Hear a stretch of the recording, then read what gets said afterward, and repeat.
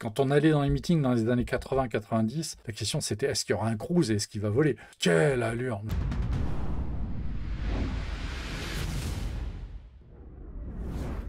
Eh ben, debout là-dedans, c'est l'heure de lâcher solo. Frédéric Marsali au micro. On va attaquer l'émission tout de suite. On a 3 sujets à aborder.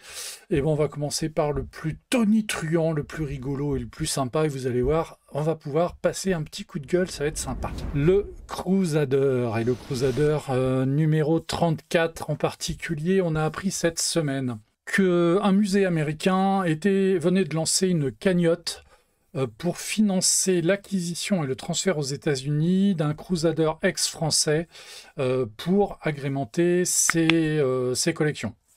En soi, why not? Sauf que bon, vous allez voir, il y a un truc qui me plaît pas dans cette histoire. Bon, voilà.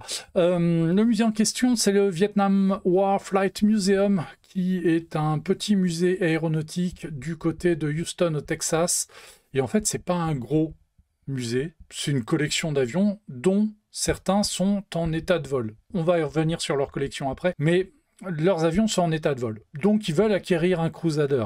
Un Crusader qui a volé il n'y a pas si longtemps que ça, enfin maintenant ça fait un peu plus de 25 ans quand même. La question se pose, est-ce qu'ils veulent le faire voler? On n'a pas trop la réponse à ça, simplement la question qui se pose, c'est qu'ils sont à la recherche de 100 000 $ pour rapatrier l'avion.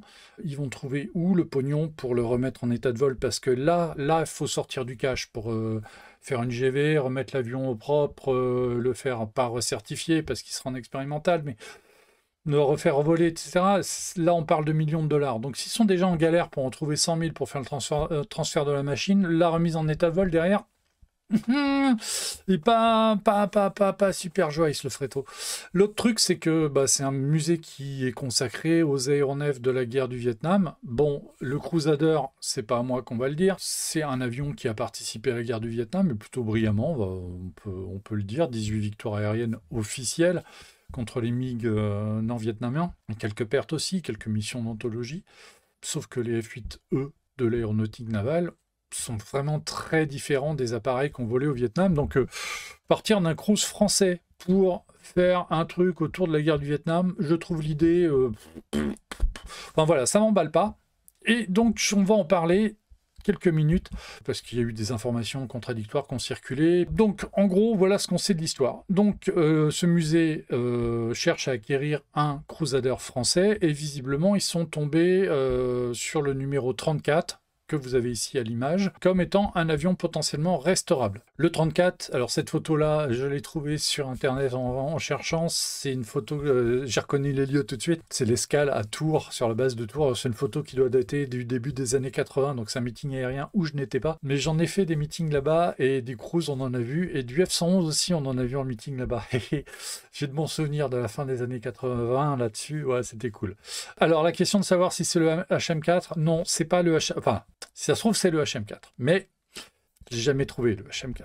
Alors, ce serait pas un achat pour être utilisé comme un réservoir de pièces? Eh bien, justement, non, je pense pas. Mais quel intérêt aller chercher une version un peu particulière, comme le sont les F8P? Parce qu'en fait, là, ici, à l'écran, vous avez un F8E FN pour French Navy, qui est la version originale, et puis les avions ont été, le 34 a fait partie des avions qui ont été rétrofités dans les années 80, début des années 90, 80, je ne sais plus, pour devenir des F8P avec une nouvelle électronique. Enfin, ils ont été P pour prolonger, parce qu'il fallait les prolonger, parce que le successeur n'arrivait pas, le successeur c'est le Rafale, au point que les marins à un moment se sont dit, mais ce serait pas bien d'avoir des F-18 en attendant le Rafale.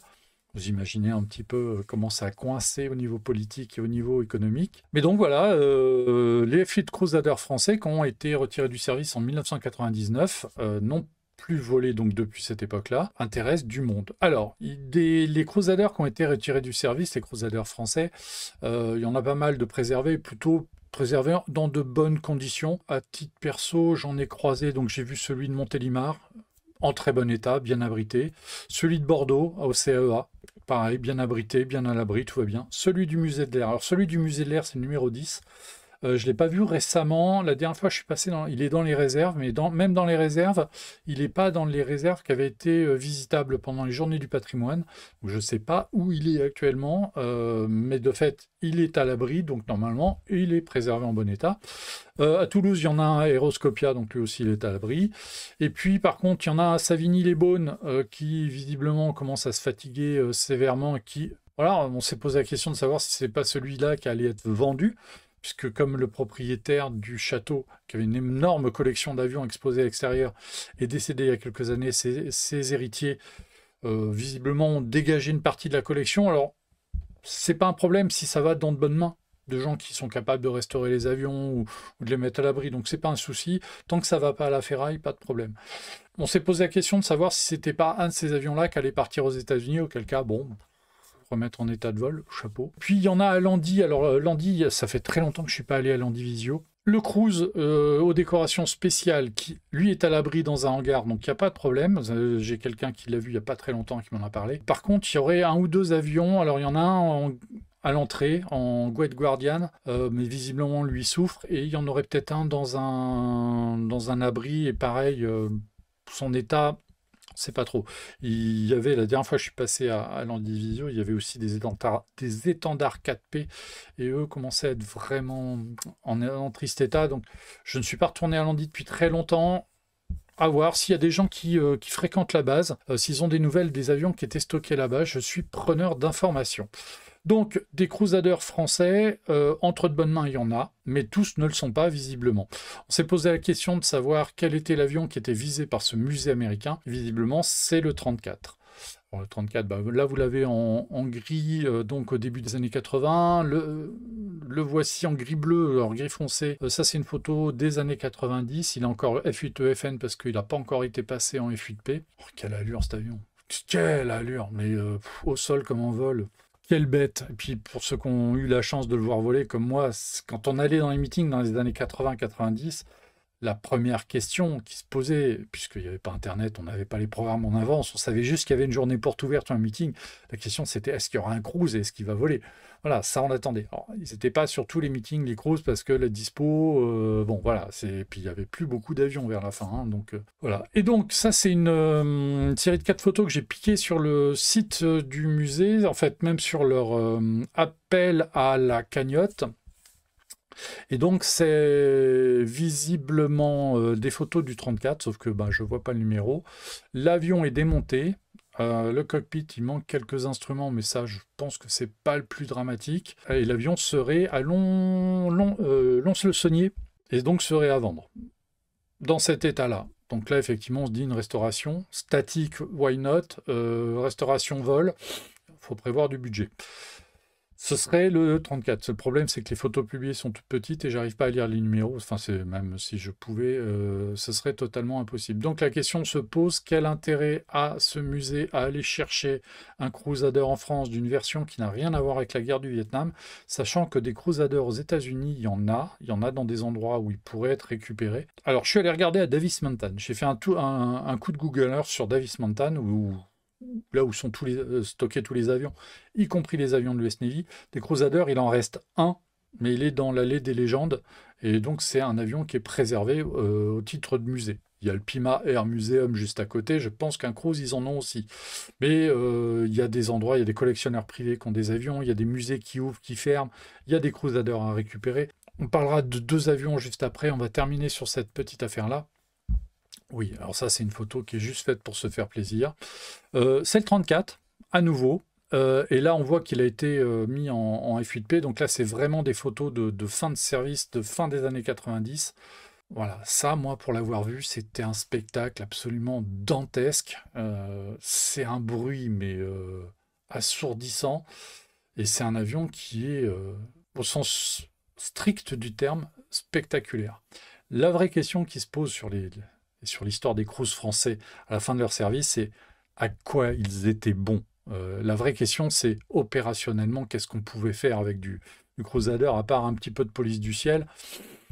De fait, l'idée des marins d'avoir des F-18 pour faire la transition était sur le plan opérationnel pas complètement idiote et c'était porté par des gens qui étaient loin d'être idiots, mais c'était irréaliste en tout cas. Voilà.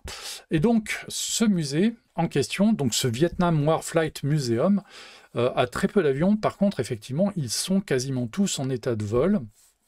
Et donc, je suis allé sur leur site et j'ai regardé un petit peu ce qu'ils avaient comme machine. Et ça mérite qu'on y revienne, qu'on s'y intéresse un petit peu parce qu'il y a du spécial là-dedans. Et on va comprendre aussi leur démarche et comprendre aussi pourquoi un avion français, ça les intéresse. Donc ça, c'est leur A-26 Invader.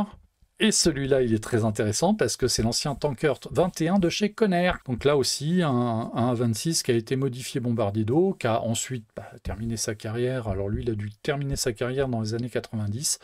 Et puis est passé sur le marché des Warbirds, être remis à un standard militaire global. Là, il est en alu net, enfin sans peinture, sans rien, brut. Donc c'est assez joli. Il n'est pas très représentatif des A-26 qui ont été utilisés au Vietnam, notamment au Laos, qui étaient des versions un peu spéciales, qui avaient des décorations spéciales. Mais bon, pour le coup, on va pas non plus trop s'agacer. Alors cet avion-là, il est exploité sous le nom Miss Million RS. Visiblement, ils ont un partenariat avec une société qui s'appelle Air Million.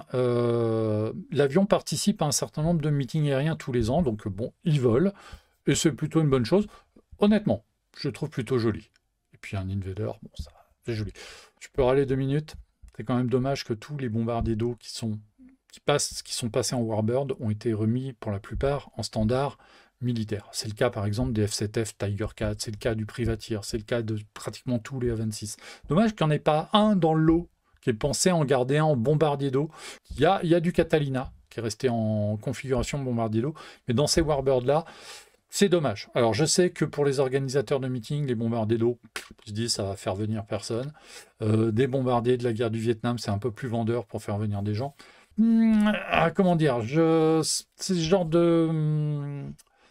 d'argumentation qu'il n'est pas compliqué de battre en brèche. Là, c'est l'exemple qui m'agace le plus. Alors celui-là, ce Skyraider-là, il m'énerve. C'est le leur, il est en état de vol, il vole bien, il n'y a pas de problème. Je trouve le camouflage un peu flashy au niveau du verre, un peu brillant. En fait, les avions, aujourd'hui, les Warbirds aux États-Unis sont souvent un peu brillants comme ça, alors que bon, je pense qu'à l'époque, ils étaient plutôt mat et voire même dégueux. Celui-là, c'est un Skyraider qui a fait la guerre du Vietnam. Mais il a fait la guerre du Vietnam au sein de l'US Navy. Il a fait partie des avions qui étaient sur l'USS Ranger en 1964. Alors, il a pu faire partie des avions qui ont participé au fameux incident du golfe du Tonkin, qui est selon pas mal d'historiens, qui est quand même pas une mystification, mais un faux combat qui a permis aux Américains de déclencher le conflit. En gros, ce qui se passe, c'est qu'il y a des vedettes de la marine nord-vietnamienne qui approchent de trop près un navire de combat américain. De nuit, il n'y a pas de visibilité. Et il y a pas des échanges de tirs, mais qui ne donnent pas grand-chose. L'équipage du bateau américain dit qu'ils ont été attaqués, et donc ils ont riposté, puisque dans ces cas-là, légitime défense. Mais il y a peu d'éléments à charge, ça pourrait être une mystification, l'histoire d'offrir un argumentaire, une raison d'intervenir réellement au Vietnam. C'est le point de début de la guerre du Vietnam. Donc le premier combat est un combat naval, et donc en rétorsion de ce combat naval présumé tel, derrière, il y a eu des missions de combat qui ont été engagées par les porte-avions de US Navy qui étaient dans le coin.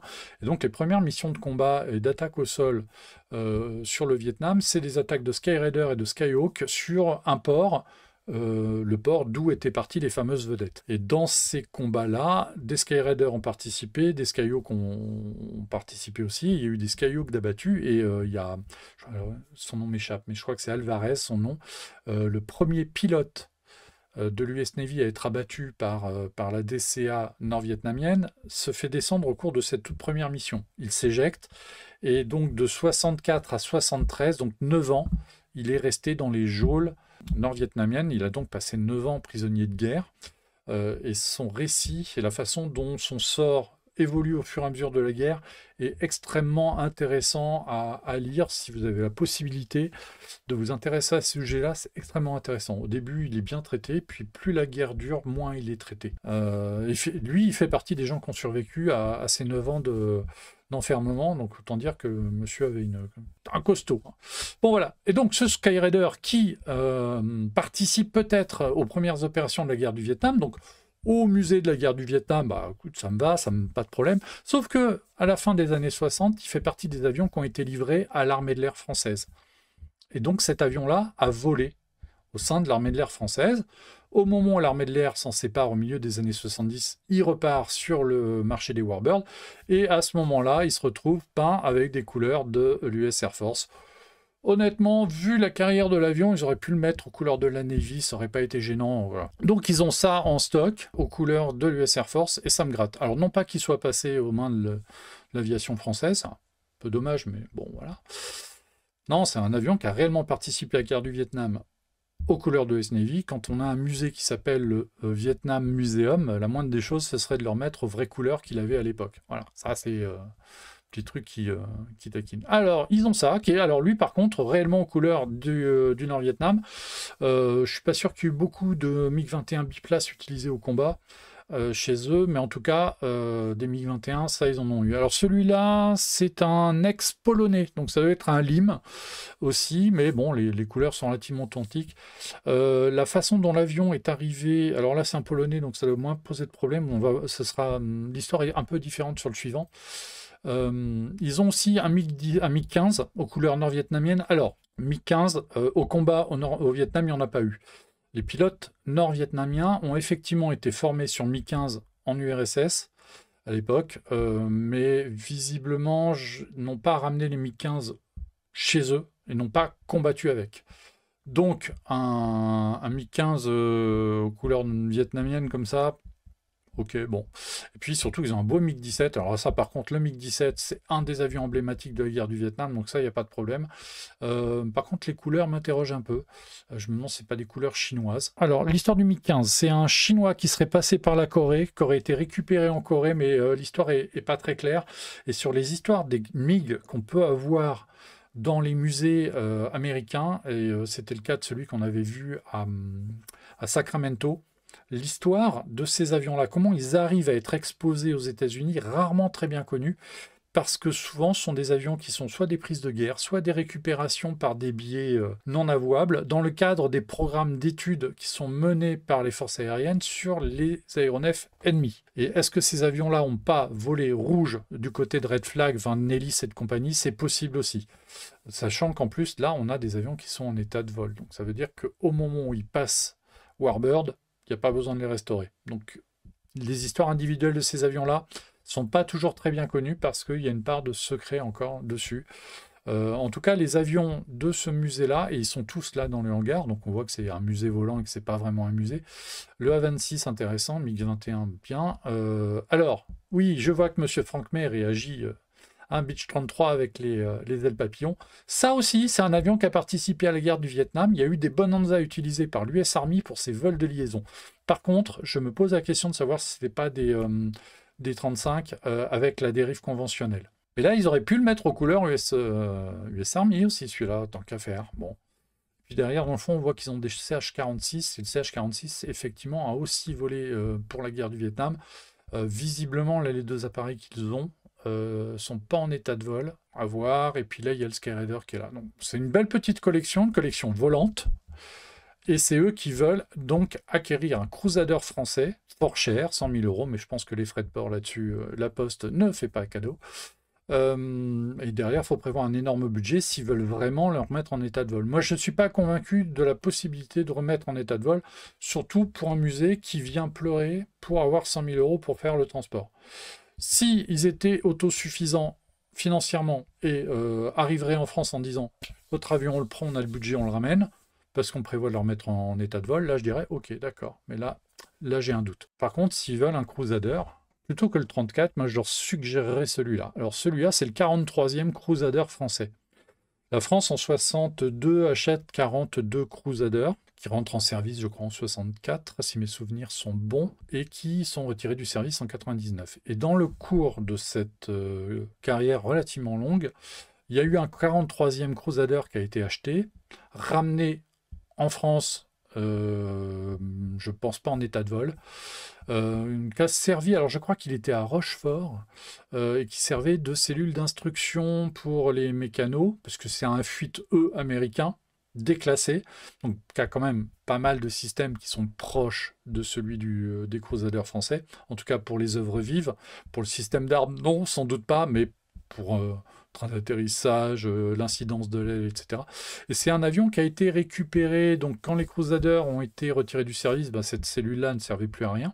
Bon, elle a dû servir pour des pièces détachées aussi, hein. Et donc, il a été un temps exposé dans cet état-là à Vanmecon, en Bretagne. Il était en extérieur, avec le climat breton, il a souffert.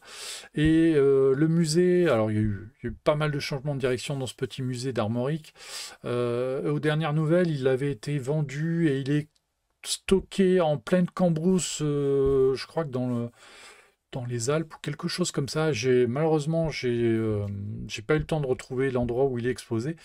Ça, par contre, ça, c'est une bonne cellule à racheter, à ramener aux États-Unis et à remettre aux couleurs d'un avion de la guerre du Vietnam, parce que visiblement, lui, il a volé au sein des Marines.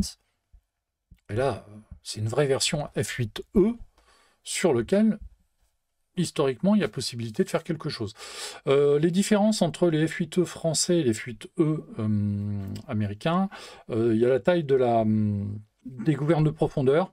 Et puis, il y a surtout l'incidence de la voilure qui a été augmentée de façon à avoir des vitesses d'approche un peu plus faibles que celles que se permettaient les avions américains sur les porte-avions américains, parce que, évidemment, la taille du Foch et du Clemenceau, c'était pas la même que celle du Nimitz ou du Kennedy, donc les vitesses d'approche, fallait les adapter.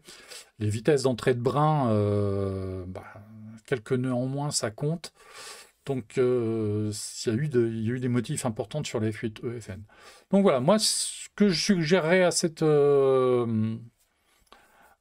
ce musée, c'est de nous lâcher la grappe avec le 34, de le laisser en France, parce qu'il y a des endroits où il pourrait être exposé, il n'y a pas de problème, plutôt de s'intéresser à celui-là. Il y a aussi les points d'emport de fuselage qui ne sont pas les mêmes, il me semble, évidemment, puisque les missiles emportés n'étaient pas les mêmes. Bon, il y a des différences entre les deux versions, ça c'est clair.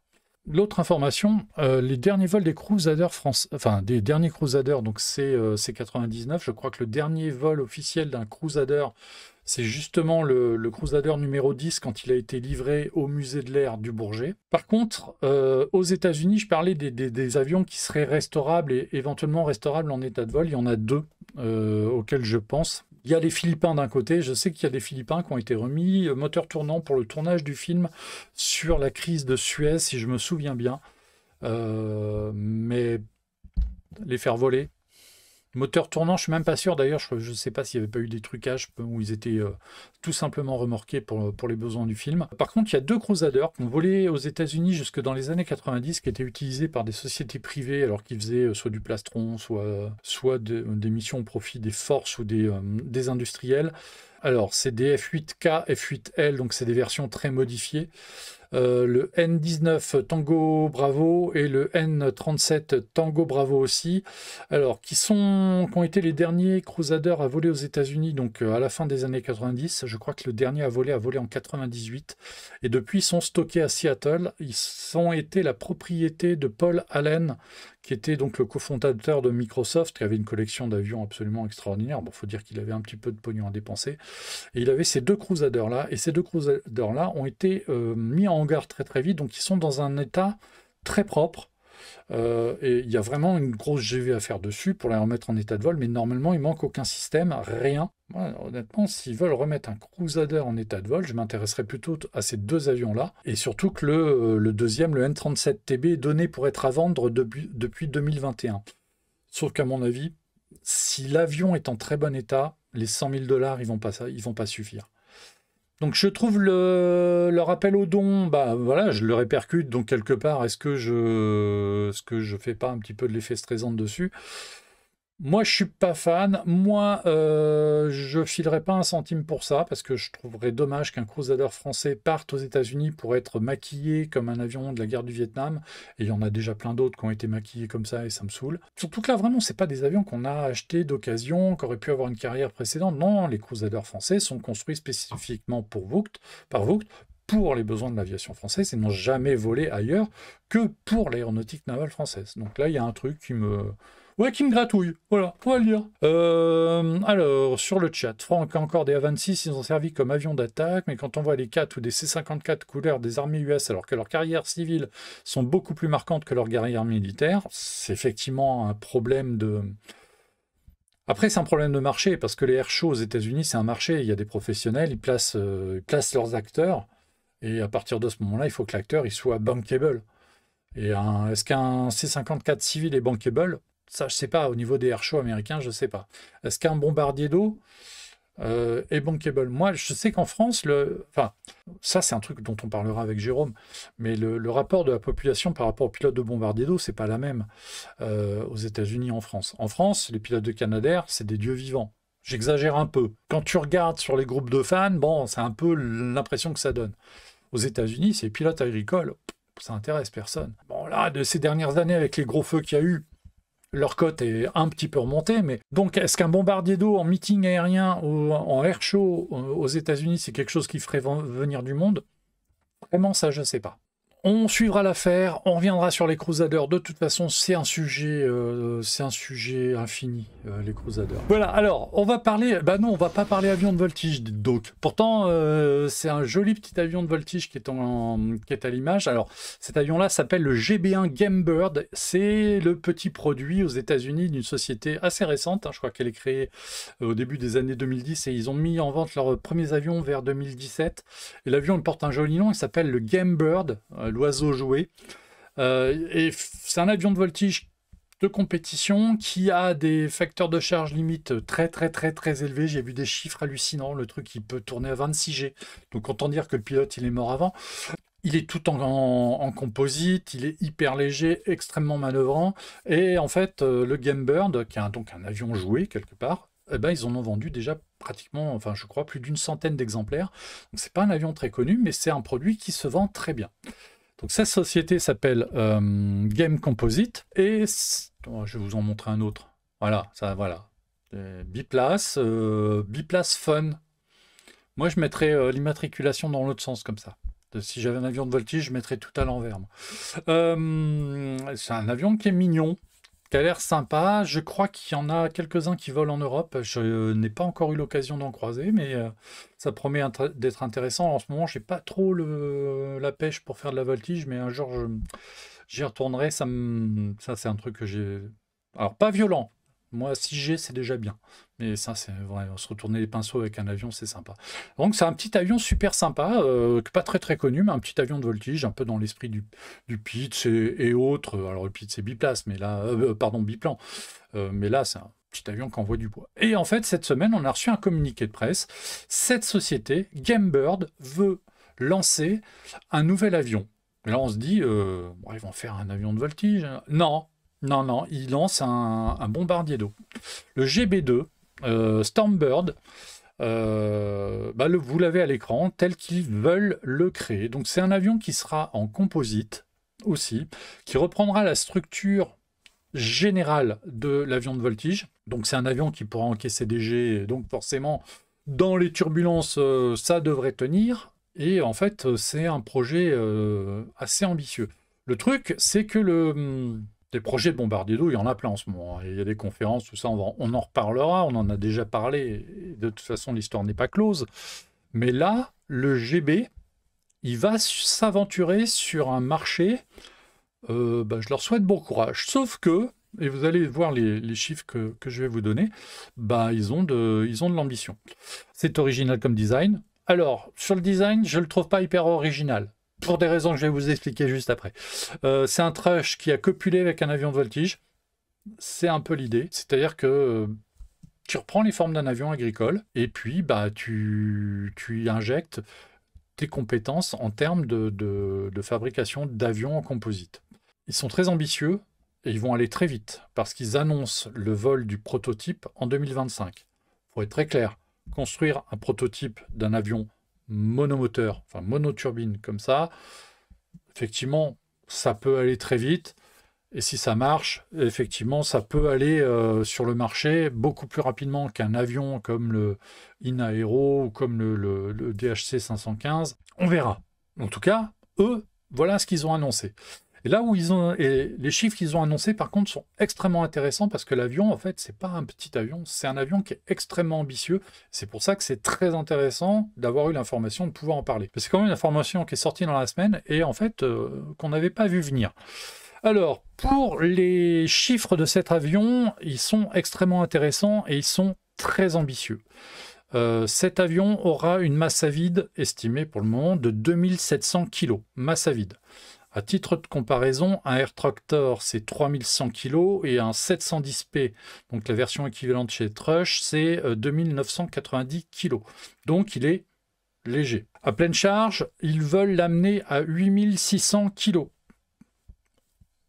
C'est pas mal, parce que l'Air Tractor, lui, est à 7200 kg, donc on a 1400 kg de masse en plus. Et sur le 710P, on est à 6418 kg, donc on est à plus de 2 tonnes de différence. Donc il est beaucoup plus lourd, à pleine charge.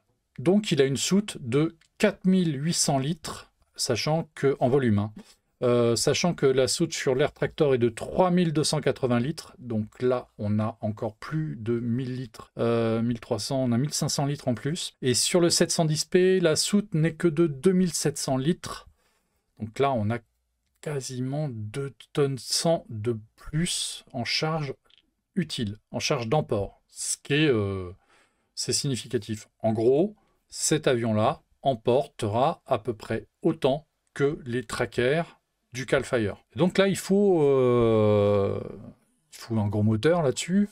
Et effectivement, ils veulent mettre une PT6 67F de 1700 chevaux, 1700, 1800 chevaux. Bah oui, il faut au moins ça. Surtout qu'ils veulent avoir une vitesse de croisière de 200 nœuds. Pour vous donner une idée, 200 nœuds, c'est la VNE de l'Air Tractor et du Trush. Donc ça veut dire que cet avion-là peut voler en croisière. Alors, on va dire que 200 nœuds, ce sera peut-être une croisière rapide, mais 180 nœuds, ça peut être sympa. En fait, la première réaction que j'ai eue quand le communiqué de presse est sorti, c'est Jérôme Laval, pilote du Cal Fire, qui m'envoie un petit mot en disant qu'ils ne veulent pas le faire en bimoteur. Il y a des opérateurs qui ne veulent pas opérer de monoturbine, parce que tu as une panne, tu vas au tas. Quand tu as deux moteurs, t'en coupes un et tu rentres avec l'autre. C'est, pour certains, voient une sécurité. Alors évidemment, il y aura toujours des gens pour dire, bah oui, mais quand tu as deux moteurs, tu doubles les chances d'en avoir un qui te fasse une carafe. Bon, c'est une discussion sans fin. On sait que sur un certain nombre d'opérations, les monoturbines ont un vrai rôle à jouer. Que les avions comme le Tracker sont difficiles à remplacer. Alors, est-ce qu'il faut les remplacer par des monoturbines qui seraient rapides, peu sensibles au vent, avec une charge utile réellement significative? Parce que là, si on parle de charge utile de 4 tonnes, oui, ça commence à causer. Là, on cause comme un Tracker. C'est surtout cette vitesse de 200 nœuds qui est extrêmement intéressante, parce que là, ça permet de faire des patrouilles. En plus, monoturbine, en gare, en termes d'économie, en termes de coût à l'heure de vol, je pense qu'on va être sur un avion qui risque d'être relativement peu coûteux à faire voler. La vraie question, c'est de savoir si Game Composite n'est pas en train de faire un game changer. C'est une vraie question. Alors, on arrive dans la catégorie des S2T du Cal Fire, en fait. Bah oui, même réaction que Jérôme. Donc, la même que sur la T802, en gros. Alors, sur les Air Tractor, les turbines de 1600-1800 chevaux sont souvent montées sur les Fireboss, parce qu'il faut compenser les flotteurs. Les Air Tractor de base, parce que l'option est toujours possible, sont sur des turbines de 1300 chevaux. Mais tu en as en terrestre qui ont aussi 1600-1700 chevaux aussi. Donc oui, c'est la même motorisation. C'est une motorisation connue, il n'y aura pas de surprise. C'est un truc bien s'insérer, qui marche bien. La fiabilité de la PT6, elle est mythique. Ça accepte tout, ça pourra accepter du SAF quand tu en auras en quantité. Enfin, non, c'est pas un problème. En fait, l'idéal pour un bombardier d'eau, c'est le push-pull. Il faudrait se pencher sur un très gros 337. Ça, c'est pas une mauvaise idée. C'est pas un mauvais concept. Tu mets la même chose avec un moteur à l'avant, un moteur à l'arrière. Un Dornier 335. Voilà, tu reprends le Dornier 335 avec une soute à bombe, bah, tu mets du retardant à la place et tu vois ce que ça donne. Ça pourrait être fun. Alors, parmi les dessins qui ont été communiqués par le constructeur, il y a celui-ci, alors qui est intéressant parce que l'avion est natif, biplace natif, avec évidemment en place arrière, soit un instructeur, puisqu'il y aura des commandes de vol à l'arrière, soit un observateur, puisqu'on sait qu'il y a des missions qui nécessitent d'avoir quelqu'un à l'arrière, et effectivement, sur un gare, ça peut être intéressant, et sur des interventions d'attaque initiale, ou alors l'avion qui pourrait se transformer en avion d'attaque initiale, et puis après qui reste faire du lead plane, parce que finalement il est assez rapide. Oui, le concept est intéressant. Vraiment, là, le projet, moi j'aime bien. En plus, esthétiquement, je trouve que l'avion, bon, il ressemble quand même très fortement à un avion agricole, mais le concept est intéressant. Vraiment, et les chiffres qui sont donnés, s'ils les tiennent, après il faudra voir à quel prix l'avion est vendu, mais non, c'est un concept intéressant. Alors, j'ai lu sur un article, je crois que c'est l'article de François Vest, où il disait que le réservoir de retardant serait dans les ailes. Alors, c'est un truc que j'ai pas pu vérifier, mais en général, sur ce genre d'avion, le réservoir de retardant, il est là, parce qu'il est au plus près du centre de gravité, et en plus il a un avantage, c'est qu'il permet au pilote d'avoir une vue directe sur le réservoir, sur son niveau, et on va voir ça sur les air tractors juste après, c'est très intéressant. Donc concept d'avion en composite, donc très léger, avec un très gros moteur, avec une charge utile intéressante et avec une vitesse de croisière qui est vraiment élevée. Simplement, il arrive sur un marché. Il a des formes relativement modernes, il faudra voir ce que ça donne au niveau du décrochage, comportement en vol, parce que ça c'est vraiment très très important. Si vous avez un avion qui déclenche comme un avion de voltige, les pilotes de bombardier d'eau, ils aiment bien avoir des avions placides, des avions sains, des avions rassurants. Si le truc est un peu trop vif, ça va pas plaire. Et effectivement, le GB2 s'inscrit directement comme concurrent à l'Air Tractor en version biplace, donc on mène environ 3000 litres de retardant, à l'arrière duquel vous pouvez avoir un instructeur ou un observateur. Ici, c'est un observateur. D'ailleurs, je crois que c'est Benjamin, c'est un copain à nous, qui a fait une saison avec les avions australiens qui étaient basés à Bordeaux en tant qu'observateur, qui revient des îles, il a fait quelques mois comme pilote de Britain Norman BN2, donc du côté d'Antigua, et qui est revenu il y a quelques jours. Donc on le salue parce que je crois qu'il est en train de regarder l'émission. Donc Benjamin, ouais, il connaît bien le Air Tractor. Bon, et donc le GB2 veut vraiment rentrer en concurrence frontale avec cet avion. Il faut juste comprendre que les Air Tractors, ce sont les bombardiers d'eau les plus fréquents dans le monde. Ce sont plusieurs centaines d'exemplaires. Alors c'est très difficile à faire un décompte parce qu'il y a des versions qui sont très différentes. Il y a des versions qui sont utilisées aussi pour faire de l'agricole. Il y a des avions qui sont modifiés, enfin qui sont construits pour faire de la défense. Il y a une version militaire forte, puissamment armée pour les zones où il n'y a pas trop de menaces air-air ou sol-air. C'est des avions qui peuvent être très intéressants pour faire même éventuellement de la police. Donc c'est des avions qui sont extrêmement courants. Je ne sais plus si Air Tractor n'a pas livré le 2000e AT802 parce que c'est un avion qui, dont les premiers exemplaires datent du début des années 90, donc c'est un avion qui a 30 ans et qui a peu finalement de concurrence, à part le Trush 710P qui est un petit peu plus récent, qui est un tout petit peu moins performant en termes de performance de base, mais qui en termes opérationnels est parfaitement équivalent. Donc, ils vont vers un marché, ils veulent essayer de rentrer dans un marché qui n'est pas facile à pénétrer à mon avis. Franck, mais j'ai trouvé qu'un article qui disait que le réservoir serait dans les ailes, donc pas du tout certain. L'image montre des réservoirs dans les ailes, mais sans préciser si c'est de l'eau ou de l'essence et rien sur le système de largage. Bon, moi je suis prêt à parier que le système de largage, ce sera un constant flow et que, comme sur les avions de cette catégorie-là, il sera entre la turbine et le cockpit, ce qui est l'endroit le plus évident. Et vu la quantité d'essence qu'il peut emmener, parce que visiblement il a une charge utile assez intéressante, tu les mets dans les ailes, le carburant. Je vois pas où tu peux les mettre ailleurs.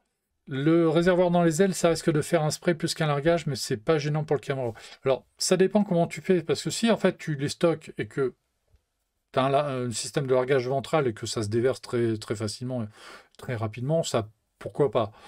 Ce sera un point d'intérêt sur leur avion, mais faut que je récupère l'intégralité du dossier de presse parce que je ne l'ai pas eu en intégralité encore.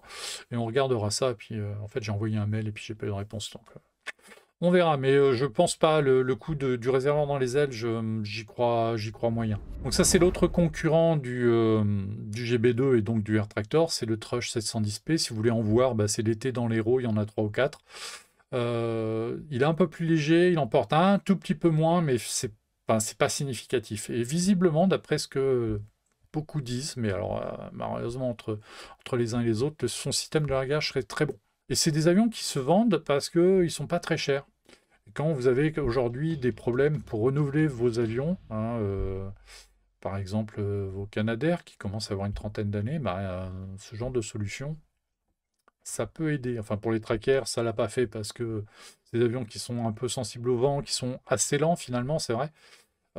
Pour faire du gare, la vitesse, elle compte quand même pas mal. La vitesse et le temps avec lequel vous montez en altitude comptent énormément.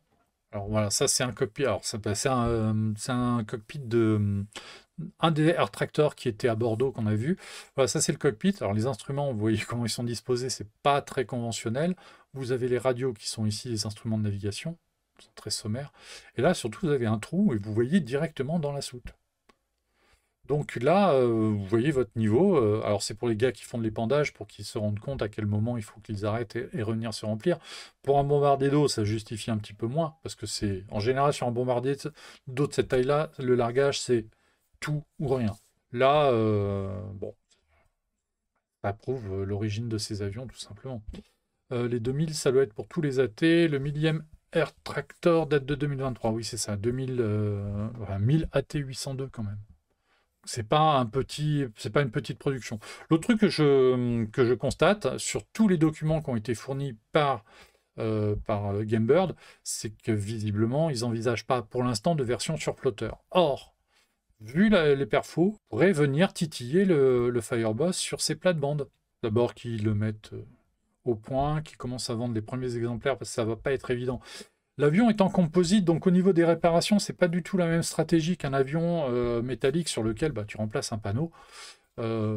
Surtout, c'est les avions qui prennent des coups, hein, les avions bombardiers d'eau. Bon concept, mais à voir si les clients vont suivre. Parce que vraiment, alors le marché des bombardiers d'eau, c'est vraiment un marché très conservateur quand même, parce qu'on utilise quand même des avions qui ont 60 ans sans se poser de problème.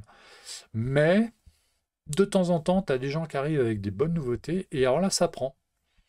En dépit de ce que les uns et les autres vont dire. Donc, on prend l'exemple des DC-10, des VLAT. Ils vont tous mourir. Non. Et puis ça marche bien. Alors, puisqu'on en est là, puisqu'on a parlé bombardier d'eau une fois de plus, je vous rappelle qu'au mois de décembre, je recevrai normalement, décembre-janvier, on verra, on n'a pas encore casé la date, je recevrai donc Jérôme Laval, pilote de Tracker au Calfire, et la semaine dernière, je vous ai donné une adresse mail que voici pour préparer l'émission, parce qu'on ne sait pas encore de quoi on va parler. Donc, si vous avez des idées de questions à poser à Jérôme, de thématiques à aborder pendant l'émission, sachant que c'est un pilote qui vole en Californie depuis une vingtaine d'années et surtout qui est pilote de tanker depuis une trentaine d'années maintenant, qui a une expérience vraiment importante et qui a une vraie volonté de transmettre, profitez-en. Voilà. Donc, si vous avez des idées de questions, voilà l'adresse à laquelle vous pouvez envoyer vos emails. Alors, j'en ai reçu. Et ouais, les premiers messages sont extrêmement intéressants et très. Je vous en dis pas plus. Les premiers messages qu'on a reçus, il y avait des questions qui étaient extrêmement pertinentes et intéressantes. Donc allez-y, posez vos questions. Comme ça, on va faire peut-être qu'on fera une émission qui ne sera pas quelque chose de très préparé. On prendra les questions. Je vais titiller Jérôme sur ces sujets-là. Il y a des choses sur lesquelles on va avoir des réactions qui vont être extrêmement intéressantes. Et puis, surtout, on a la chance d'avoir un pilote extrêmement expérimenté sur le plateau, qui a des choses à dire, profitez-en, donc allez-y et posez vos questions, plus on en aura, plus on va piocher dedans et plus l'émission sera cool, donc Puis si vous avez des idées de thématiques, éventuellement, parce que nous, moi j'étais en train plutôt de travailler sur le Cal Fire, comme on bosse en Californie, tout ça, et de faire éventuellement, comme on a fait sur sa carrière, de concentrer sur le travail en Californie. Mais Jérôme va passer quelques semaines à Paris. S'il faut qu'il revienne, il connaît l'adresse, donc on va dire qu'on peut anticiper une émission 3. On a fait une émission 1 qui était bien, mais avec un problème de son. On va faire une émission 2 à base de vos questions. S'il faut faire une émission 3, je ne vais pas me débattre. Donc, la balle est dans votre camp, les amis. J'attends vos mails, vos questions, vos réactions, vos envies, vos commentaires. Allez-y. DR Phasma, son défaut ne serait-il pas ce qui fait sa qualité avec les matériaux composites? C'est tout l'enjeu. C'est tout l'enjeu de cette histoire et c'est ce qui va faire qu'on va s'y intéresser de très près parce que du tout composite hyper léger comme ça a de très bonnes qualités et ça va faire un avion qui va avoir des qualités de vol intéressantes, des performances intéressantes, mais ce sont des avions qui souffrent, qui peuvent parfois voler beaucoup, donc au niveau maintenance, comment ça va se gérer? Comme on dit, affaire à suivre et on ne va pas se gêner. On va parler d'une autre légende de l'aviation, mais celle-là on l'aime tous. Le Twin Otter. Alors, il y a quelques semaines, De Havilland Canada, qui a repris donc la production des DHC 6400, a annoncé qu'elle livrait le premier des 8 Twin Otter que la compagnie colombienne Satena avait commandé. Et donc, ça, c'est la cérémonie de remise des clés de l'avion. On constate que l'appareil est encore en immatriculation canadienne, qu'il va garder et qu'il a gardé tout au long de son convoyage. Donc aujourd'hui, normalement, celui-ci vole en Colombie. Pourquoi on parle du Twin Otter? Parce que c'est un avion sympa et surtout, celui-ci porte le numéro de série 994. Avec les commandes qui sont en cours chez De Havilland Canada, ex-Viking Air, puisque Viking Air a changé de nom, le 1000e Twin Otter va bientôt arriver et je pense qu'il va arriver courant 2025. Pour la petite histoire, le premier Twin Otter vole en 1965. Donc, il va fêter son 60e anniversaire avec son 1000e exemplaire. Et ça, c'est une belle histoire. Le Twin, il a, au niveau industriel, 2 histoires. Il y a une première production qui est faite au sein de De Havilland Canada. Donc, entre 65 et 88, il y a 844 exemplaires qui sortent de chaîne. Donc, ça veut dire qu'en moyenne, ils en ont sorti 36 par an. Donc, ça veut dire que c'est une production industrielle quand même assez costaud, au moins à certaines périodes. Et puis, en 88, la production s'arrête. Sauf que la demande pour ce genre d'avion, elle a toujours existé. Elle existe encore pour des beavers, mais bon, ça c'est un autre problème. Et donc, c'est au début des années 2000, Viking Air, qui possédait les certificats de type des beavers, par exemple, donc qui était un client, qui était une société qui était en contact régulier avec DHC à l'époque du groupe Bombardier, a racheté le certificat de type du DHC-6 et à Calgary a relancé la production. Et en fait, l'autre chiffre intéressant, c'est que le 994e Twin Otter est aussi le 150e Twin Otter produit par Viking DHC. Et donc, là, on a 2 chiffres qui sont, j'ai déjà utilisé le mot, mais particulièrement significatifs.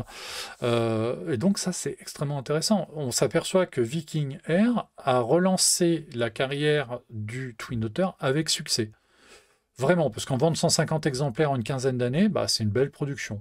Et globalement, ils ont peu retouché l'avion, ils ont surtout modifié la planche de bord, qui est passée d'instruments analogiques à 2 belles dalles ou 3 belles dalles de Garmin, et ça donne un avion extrêmement moderne, tout en étant complètement robuste. Et là, ils en ont vendu donc en Colombie.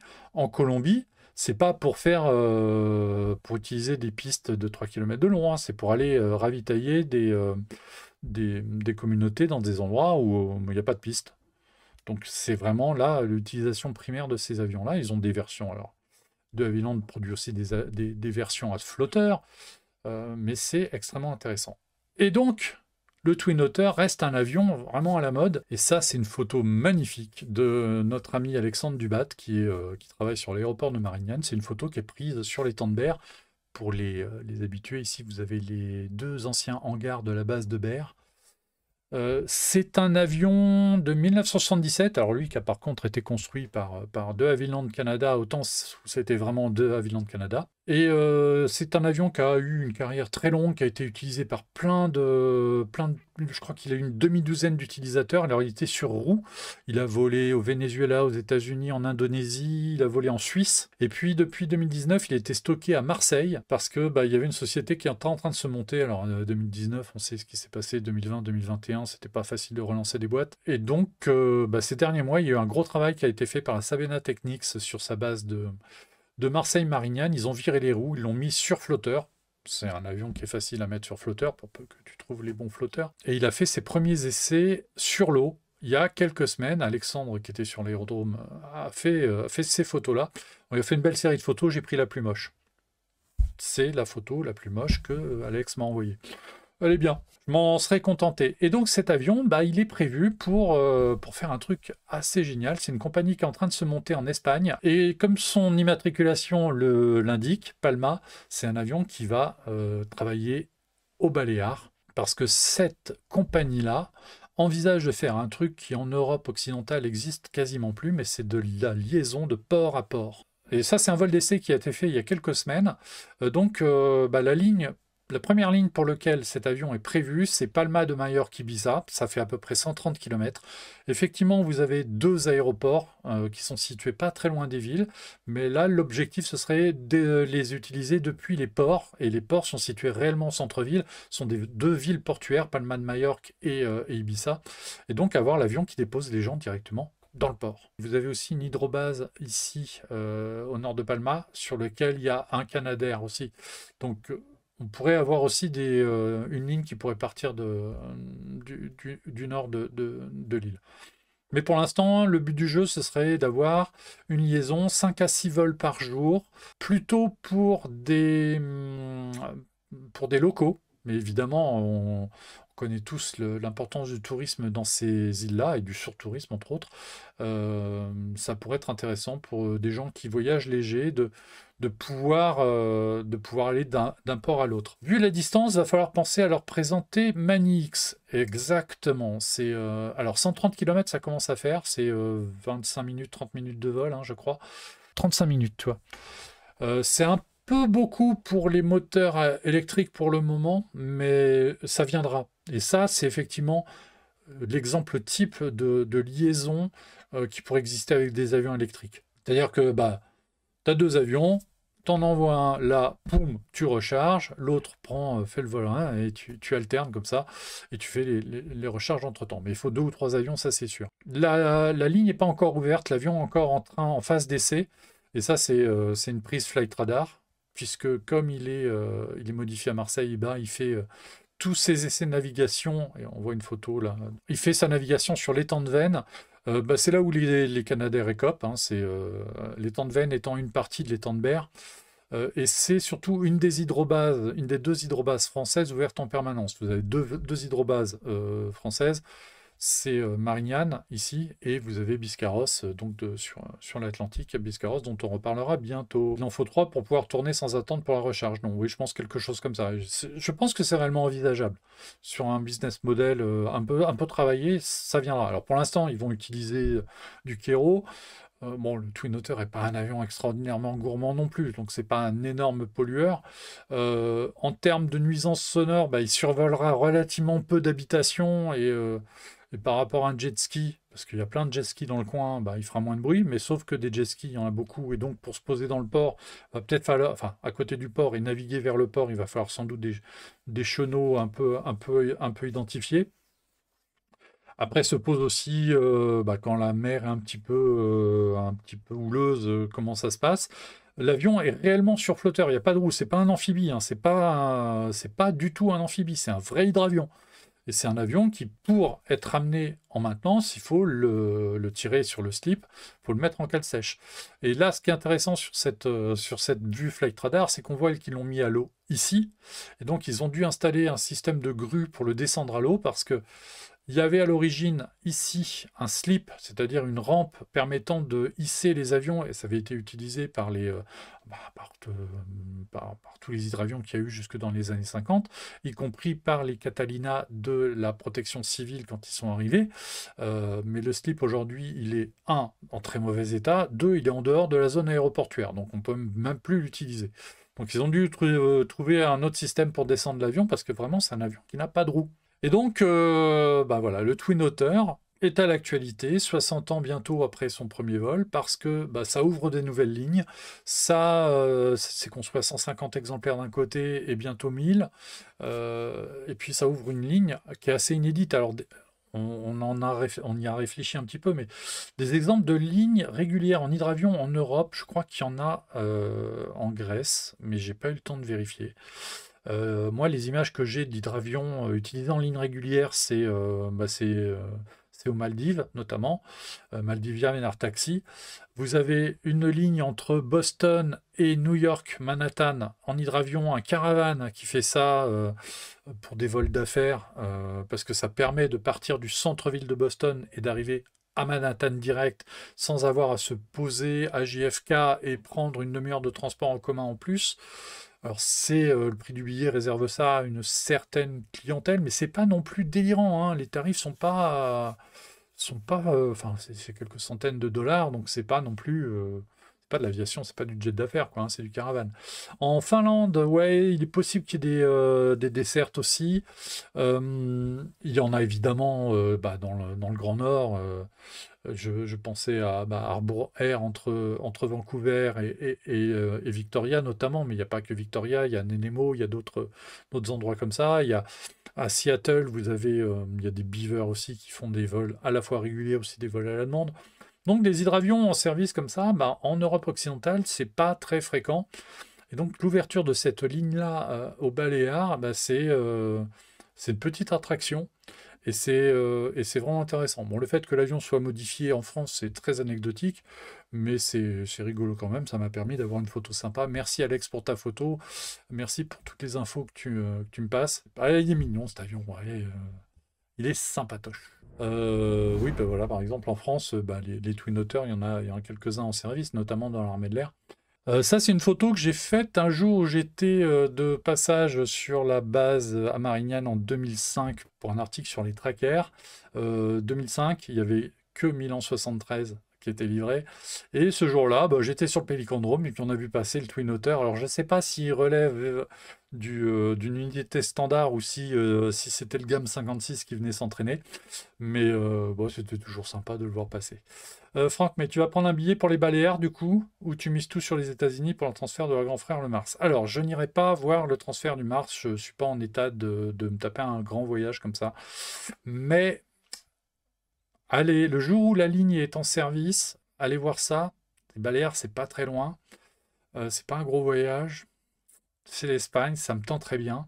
Et puis surtout, alors oui, ça c'est un chiffre que je ne vous ai pas donné, mais pour les résidents des Baléares, dans les articles que j'ai vus fleurir sur cette compagnie aérienne, ils parlent de billets qui sont vraiment pas très très chers. On parle de billets à 20-30 euros pour un aller simple. Alors ça me paraît aberrant. Alors à moins que ce soit des billets sponsorisés au titre du transport public, comme ça peut exister par exemple sur les liaisons qu'il y a vers les Glénans, pardon, pas au départ de Brest. Ouessant, pardon, merci Franck. Il y a du transport public comme ça où effectivement les riverains, les habitants bénéficient de tarifs préférentiels pour pouvoir utiliser ce genre de système. Donc, est-ce que ce sont les chiffres qui vont être résidents? Et puis, toi, si tu es touriste, c'est plein pot, puis ce sera 150 euros ou 200 euros le vol. Ok, très bien. À voir. L'avion est gréé, le Twin Otter qui va être utilisé au Baléares, il est gréé pour 19 passagers et l'annonce est faite que chaque passager peut emmener 10 kg de bagages avec lui. Donc ça, en gros, c'est pour des gens qui voyagent léger. C'est pas pour des gens qui partent une semaine à l'hôtel avec toutes leurs fringues. où tu as ta valise cabine de 23 kg. Non, c'est vraiment pour des gens qui voyagent léger. 10 kg, c'est un peu léger parce que le sac photo, tu as vite fait de les dépasser.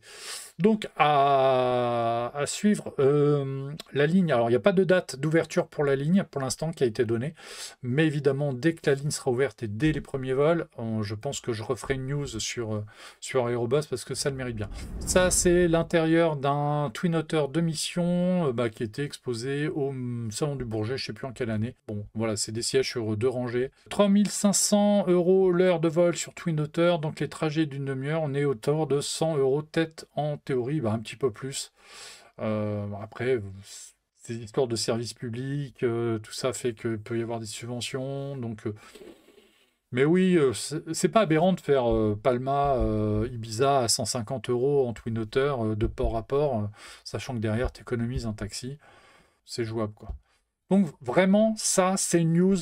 J'aime bien. Ça fait partie des trucs. C'est du Twin Otter, donc c'est un avion sympa. C'est de l'hydravion, c'est forcément un avion sympa. Que demande le peuple? On va arrêter là pour ce soir. Alors, the average ferry ticket price for Palma to Ibiza, donc en navire, j'imagine, c'est 96 $, donc 86 €, donc c'est cohérent. Oui, c'est ça. Là, tu mets un peu plus cher parce que c'est l'avion que ça met un petit peu moins de temps. Parce que 130 km en bateau, je sais pas combien ils filent les bateaux là-bas, mais 20 en 39, faudrait faire le calcul.